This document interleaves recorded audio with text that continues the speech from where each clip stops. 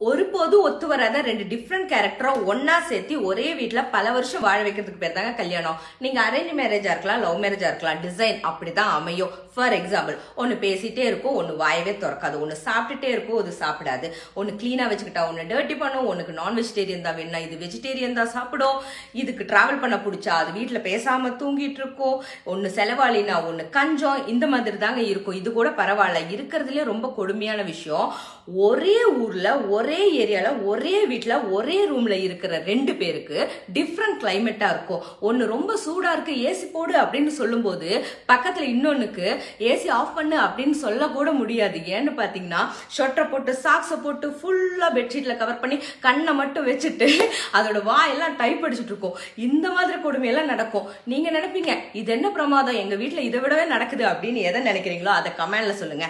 இல்ல நீ சொன்னதுல எங்க வீட்லயும் நடக்குது அப்படின்னு எதை நினைக்கிறீங்களோ அதையும் கமெண்ட்ல சொல்லுங்க.